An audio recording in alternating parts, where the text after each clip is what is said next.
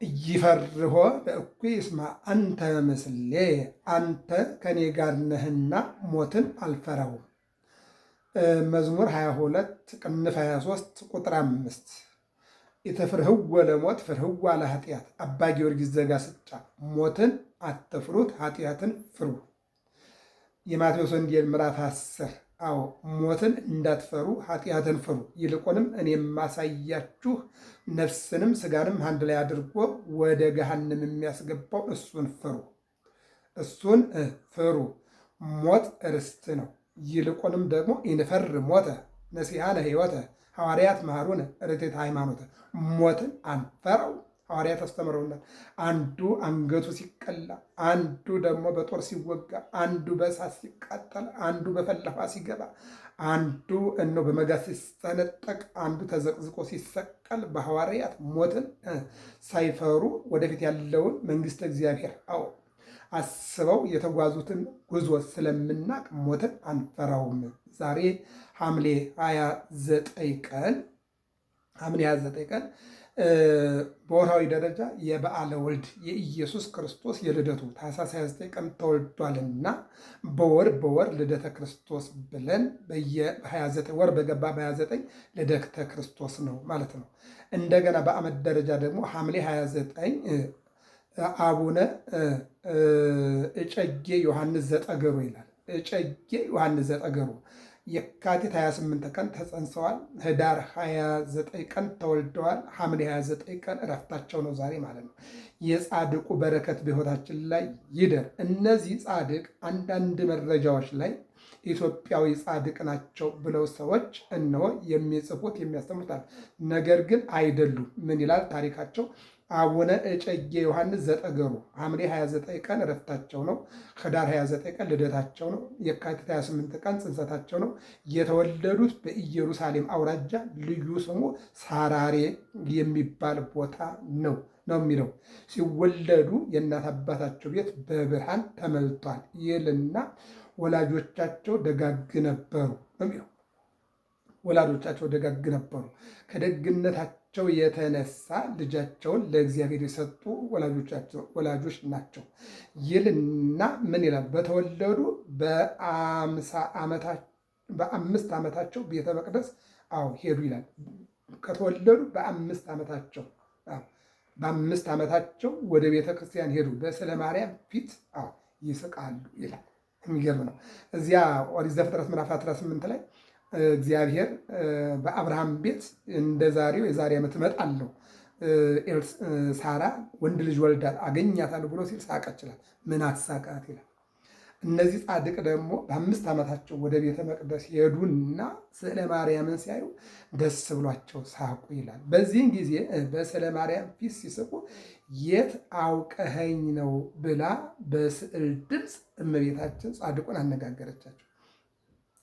የዮሐንስ ወንጌል ምዕራፍ 1:45 ላይ ምንድን ነው ያለው? ነዋ እስራኤላዊ ዛልዎ ጽሑት ውስተ ልቡ፣ እውነተኛ የእስራኤል ሰው ቂምና በቀል ከልቡ የሌለበት ሲል ጌታ የታቀኛለህ አለ ናትናኤል። ወአንሰሪኩ ቅድመ ይፄዋከ ፊልጶስ ሳይጠራ ከበስራ አየሁ። አሁን ሕፃኑ ሳቀ በ5 ዓመቱ። እመቤታችን ምን አለች? የታውቀኸኝ የሳከው አለችው ይላል።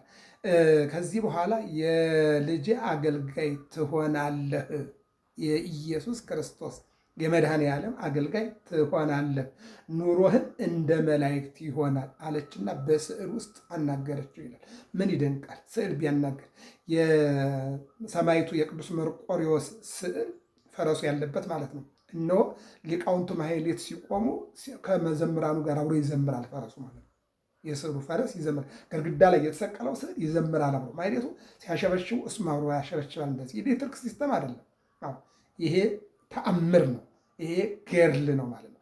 ስለዚህ ስዕሏ ሉቃስ የጻፋት ማነው የሳላት ስዕል? ሰላም ለስዕልኪ እንተ ሳላ በእዱ ሉቃስ ጠቢብ ወንጌላውያን አሐዱ።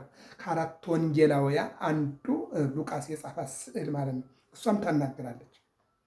የሚገርም እኮ ነው። ታናግራለች። ሰዎች ንግግሯን ይሰሟታል ማለት ነው እመቤታችንን። እና ምንድን ነው እንደ መላእክት ኑሮህ ይሆናል። በጸሎት በጾም በምስጋና ወንጌልን በማገልገል ያኛውን ዓለም እንጂ ይህኛውን ዓለም አታስብም። ከዚህ በኋላ ከዓለም ተገኝተሃል፣ ዓለሙን ትንቃለህ። ከዓለም ተገኝተሃል፣ ዓለሙ ላንተ አይደለም። አዎ ይልቁንም ወደ ኢትዮጵያ ወደ አስራት ሀገር ሄደህ ወንጌል ታስተምራለህ፣ የራቀውን ታቀርባለህ፣ የረቀቀውን ታጎላለህ፣ የተበተነ ትሰበስባለህ። ያን ህዝብ ከእግዚአብሔር ጋር ታገናኛለህ። የስርዓተ ማህሌቱን የስርዓተ ወንጌሉን ያንን አሁን እየበታተንክ እያስተማርክ ትኖራለህ። በዚያም ተአምር ይደረግልሃል፣ ገድልም ይጻፍልሃል፣ ፈውስም ይሆንልሃል ብላ ቃል ገባችለት ይላል። የሚገርመው ነገር ከዚህ በኋላ የልጅ አገልጋይ ትሆናለህ፣ ደቀ መዝሙር ትሆናለህ፣ ተማሪ ትሆናለህ፣ አገልጋይ ትሆናለህ። ኑሮን እንደ መላእክት ይሆናል። አዎ በምድርም ላይ 500 ዘመን ትኖራለህ አለችው። ስንት? 500 ዘመን። ምን ይደንቃል? ማቱሳላ 969 ነው። አዳም 930 ነው። እንደገና ደግሞ ገብረ መንፈስ ቅዱስ 552 ነው አይደል? ይሄ እድሜ ነው። ስለዚህ የቅዱሳን እድሜ እዚያ ላይ ነው። 500 ዘመን ትኖራለህ አለችው። ይህንን አለችው። 50 ዓመት በበረሃ ተጋደለ ይላል። በዛው በኢየሩሳሌም በእስራኤል 50 ዓመት በጾም በጸሎት አጋጋንት ድምፀ አራዊትን ጸባ አጋንንትን ታግሶ ቀራንዮን ሲያይ ለዓለም ሲል በመስቀል ላይ ተሰቅሎ ደሙ የፈሰሰውን ስጋ የተቆረሰውን ራሱ ላይ ያለው አክሊል የሾህ አክሊል የብረት አክሊል ግንባሩ ላይ ደረቱ ላይ እጆቹ ላይ እግሮቹ ላይ ያለውን ሚስማር የተቆራረጠ ፌሮ ማለት ነው። እጁ ላይ ያለው ክርስቶስ ላይ ሰዓት አይደለም ሚስማር ነው። ደረቱ ላይ ያለው መስቀል አይደለም ማተብ አይደለም ሚስማር ነው። እግሩ ላይ ያለው ቁጥር ያለው ጫማ አይደለም ሚስማር ነው።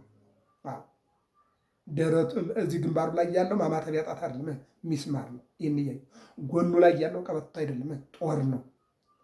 ጦር ነው። ራሱ ላይ ያለው ሻሽ ወይም ደግሞ አክሊል እሾህ ነው። ፊቱ በጥፊ ተመቷል። ጎኑ ተወቅቷል። 6666 ግርፋት። ይህንን እያሰበ 50 ዘመን ሙሉ በጫካ ውስጥ ኖረ። አማን መነኑ ሰማይ ጣዕማ ለዛ ዓለም የዚህን ዓለም ጣዕምና ለዛውን አለባበሱን፣ አኗዋሩን፣ ሀብቱን፣ ንብረቱን፣ ሹመቱን ሁሉን ትቶ ማለት ነው። ይህን ትቶ ማለት ነው። ከ50 ዓመት በኋላ በቅዱስ ገብርኤል መሪነት በደመና ወደ ቅድስት ሀገር ወደ ኢትዮጵያ መጣ ይላል ገብረ መንፈስ ቅዱስ።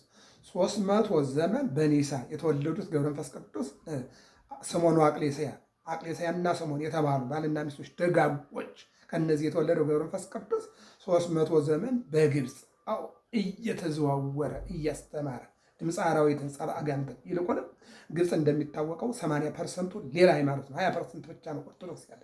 ከዛ ጋር በወንጌል የሚያምነውን እያሳመነ ወደ ብረት እያስገባ የራቀውን እያቀረበ የተጠራጠረውን እያሳመነ የካደውን እያሳመነ ከቆዩ በኋላ ከ300 ዘመን በኋላ እነሆ ቅዱስ ገብርኤል ወደ ኢትዮጵያ በብርሃን ሰረገላ ከ120 አውሬዎች ጋር 60 አናብስት 60 አናብርት ጋር ይዞት መጣ። ቅዱስ ገብርኤል አመጣና ከቅዱስ ላሊበላ ጋር አገናኘው ነው የሚለው። አገናኘው። አሁን ነው እንግዲህ ቅዱስ ገብርኤል እኒህንም እጨጌ ዮሐንስ ዘጠገቡ ይላቸዋል እና እኒህን አባት ከቅድስት ሀገር ኢየሩሳሌም ወደ ቅድስት ሀገር ኢትዮጵያ። የሚገርም ነው። ከቅድስት ሀገር ኢየሩሳሌም ወደ ቅድስት ሀገር ኢትዮጵያ። መስቀሉ ከቅድስት ሀገር ኢየሩሳሌም ወደ ቅድስት ሀገር ኢትዮጵያ። ታቦተ ጽዮን ከቅድስት ሀገር ኢየሩሳሌም ወደ ቅድስት ሀገር ኢትዮጵያ። ቅዱሳን ከቅድስት ሀገር ኢየሩሳሌም ወደ ቅድስት ሀገር ኢትዮጵያ። ይልቁን ሌዋውያኑ፣ ካህናቱ፣ ምሁራኑ፣ ሊቃውንቱ፣ መጻሕፍቱ ከቅድስት ሀገር ኢየሩሳሌም ወደ ቅድስት ሀገር ኢትዮጵያ። ኢትዮጵያ ታበጽሕ እደዊሃ በእግዚአብሔር፣ ኢትዮጵያ እጆቿን ወደ እግዚአብሔር ትዘረጋለች ተብሏልና ወደዚች ሀገር መጡ ይለናል። ቀጥልና በጻድቁ አባታችን በአቡነ ተክለ ሃይማኖት ዘመን የመጨረሻ ዘመናቸው ጊዜ ነው። ጻድቁ አባታችን ኢትዮጵያዊ በቀል ናቸው። ጻድቁ አባታችን ስሞን ወአቅሌስያ ከስሞንና ከአቅሌስያ የተወለዱት ገብረ መንፈስ ቅዱስ ወደ ኢትዮጵያ መጠው ዝቋላና ምድረ ከብድ ሲከትሙ እንደገና ደግሞ በአቡነ ተክለ ሃይማኖት ዘመን ዚያርያና ጸጋዛ እዚህ ኒሳ የሚባል ኢትዮጵያ ውስጥ የወለዷቸው እነዚህ ታላቅ ጻድቅ በመጨረሻ ዘመን 7 ዓመት በአንድ እግራቸው ቆመው የጸለዩ እግዚአብሔር ደግሞ እነሆ ለተጋድሏቸው ምድራዊ መልአክ አድርጎ እንደ ሱራፌልና እንደ ኪሩቤል 6 ክንፍ ይዘው እንዲበሩ ያደረጋቸው። ይልቁንም ደብረ ሊባኖስ ገዳም እርጥቡ እየተገነጠለ ዳቤ እንዲጋገርበት፣ ንፍሮ እንዲቀቀልበት ታምራቸው፣ ገድላቸው፣ ታምራታቸው፣ ጸበላቸው ፈዋሽ፣ እምነታቸው ፈዋሽ፣ ገድላቸው ፈዋሽ፣ ገዳሙ ራሱ ባለቃል ኪዳን የሆነ ገዳም ያላቸው ጻድቅ አባት በሳቸው ዘመን መጨረሻ ከኢየሩሳሌም መጥ ደብረ ሊባኖስ ገብተው መነኮሱ ይላል። ይገርማል። የሚገርመው ነገር ከኢየሩሳሌም አስከሬን መጥቶ ደብረ ሊባኖስ ይቀበራል። ከአሜሪካ አስከሬን መጥቶ ደብረ ሊባኖስ ይቀበራል። ከአውሮፓ አስከሬን መጥቶ ደብረ ሊባኖስ ይቀበራል። ከዱባይ ወይም ደግሞ ከአረቡ እምሬት በተለያየ ከጣሊያን እንበለው ከእንግሊዝ እንበለው ቃል ኪዳን ወይም ደግሞ አስቀድመው ሰዎች ቃል ያስገቡና ይናዘዙና በኑዛዜ ደብረ ሊባኖስ ከዚህም ከኢትዮጵያ ከተለያየ ቦታ ላይ መጥቶ ደብረ ሊባኖስ ይቀበራል ማለት ነው። ስለዚህ እነዚህ ጻድቅ አባት ከኢየሩሳሌም መጥተው 50 ዘመን ከጸለዩ 50 ዘመን እነሆ ካስተማሩና ከተጋደሉ በኋላ ወደ ኢትዮጵያ መጥተው በቅዱስ ገብርኤል መሪነት በብርሃን ሰረገላ ኤልያስ ዐርገ ሰማያት በሰረገላ ኤልያስ በሰረገላ እንዳረገ፣ ቂርቆስ በሰረገላ እንዳረገ፣ ቶማስ በደመና እንደተጓዘ እነዚህ አባት በሰረገላ መጡና ደብረ ሊባኖስ መነኮሱ። የመነኮሱበት የአቡነ ተክለ ሃይማኖት የመጨረሻው የአገልግሎት ዘመን ነበር ይላል ገድላቸው ማለት ነው። 50 ዓመት በጾም በጸሎት በተጋድሎ ተቀመጡ። ደብረ ሊባኖስ ይባላል። 50 ዓመት ውጭ ኢየሩሳሌም ላይ፣ 50 ዓመት ደግሞ ደብረ ሊባኖስ 100 ዓመት ማለት ነው። በእናት አባታቸው ቤት 5 ዓመት በሕፃንነት፣ ከዚያ ቀጥሎ ከ105 ዓመት እዚህ እያለ ነው የሚለው። የሚገርመው ነገር ከዚህ በኋላ እነዚህ አባት ይላል እንደው ገድላቸው ላይ